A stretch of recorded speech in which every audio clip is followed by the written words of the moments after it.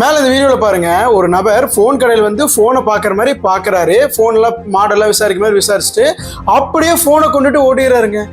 என்னங்க நியாயமாக இருக்குது? அவங்களும் கடை வச்சு நடத்துகிறாங்க, ஒரு தொழில் பண்ணுறாங்க, ஒரு முதலீடு போட்டு ஒரு கொடை அப்படிங்கிறது நடத்துகிறாங்க. அப்படி இருக்கப்போ இந்த மாதிரி பண்ணுறது எந்த விதத்துலைங்க சரி? ஏன்னா இதுக்கு நம்ம அவங்க மட்டுமே குறை சொல்ல முடியாது. நம்ம ஸ்கூல் காலேஜ் நம்ம எடுத்துக்கோமே, நமக்கு தேவையில்லாத தமிழ், இங்கிலீஷ், மேக்ஸ், சயின்ஸ் எல்லாம் சொல்லிக் கொடுக்குறாங்க. ஆனால் இந்த மாதிரியான ஒரு வேல்யூ எஜுகேஷன் நமக்கு சொல்லிக் கொடுத்தாங்களா? அதாவது ஒருத்தங்கிட்ட எப்படி நம்ம நடந்துக்கணும், நம்ம அடுத்தவங்களோட பொருளுக்கு ஆசைப்படக்கூடாது, அடுத்தவங்களோட பொருளை எடுக்கக்கூடாது, ஒருத்தங்களை ஏமாத்துறது தப்பு, இந்த மாதிரியான நெறிமுறைகளை நமக்கு சொல்லிக் கொடுத்து வளர்த்துருந்தாங்க. நமக்கு அதுவும் ஒரு பாடமாக இருந்துருந்துச்சு அப்படின்னா ரொம்பவே நல்லா இருந்திருக்கும் நான் நினைக்கிறேன். ஏன்னா 1000 தான் இருந்தாலும் உனக்கு அந்த ஃபோனை கிடச்சிச்சு, நீ எடுத்துகிட்டு போயிட்ட. பட் அந்த நபரை யோசிச்சு பாருங்க, அவர் எவ்வளோ லட்சக்கணக்கில் முதலீடு போட்டு அந்த கடையை வச்சிருப்பாரு. அவங்களுக்கு லாபம் இருக்குல்ல. இப்போ ஒரு ஃபோனுக்கு ஒரு 50,000 உங்களுக்கு விற்கிறாங்க அப்படின்னா அவங்களுக்கு ஒரு 40,000 45,000 வந்திருக்கலாம். அந்த 5,000 அவங்களுக்கு ஒரு ப்ராஃபிட் இருக்குன்னா அதில் அவங்க எல்லா செலவும் பார்க்கணும். கடையோட கரண்ட் பில்லு செலவு அவங்களோடது, அதில் அந்த ஒரு ப்ராஃபிட்டுக்காக தானே அவங்க தொழிலை வச்சு நடத்துகிறாங்க.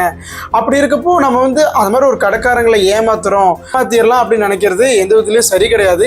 ஏன்னா நமக்கு 1000 கஷ்டம் இருக்கட்டும், நமக்கு கஷ்டம் இருக்க தான் செய்யும். எல்லாத்துலேயுமே கஷ்டம் இருக்குது. நம்ம நினைக்கிறோம் நம்ம கம்மியாக சம்பாதிக்கிறவங்களுக்கு கம்மியான கஷ்டம், நிறைய சம்பாதிக்கிறவங்களுக்கு நிறைய கஷ்டம், பெரிய இடத்துல இருக்கிறவங்களுக்கு பெரிய கஷ்டம். பட் எல்லாருக்குமே கஷ்டம் பிரச்சனை அப்படிங்கிறது இருக்கு. அதுக்காக இந்த மாதிரியான ஒரு செயலை தயவு செஞ்சு யாருமே ஈடுபடாதீங்க. 1000 தான் இருக்கட்டும், அது நம்மளுடைய பொருள் இல்லை அப்படிங்கிறப்போ நம்ம அதுக்கு ஆசைப்படக்கூடாது. அந்த மாதிரி கடையில போயிட்டு நம்ம போனை வாங்குற மாதிரி பார்த்துட்டு திருட்டிட்டு வர்றது முற்றிலும் தவறு. உங்களுக்கு நீங்க உண்மையா இருங்க.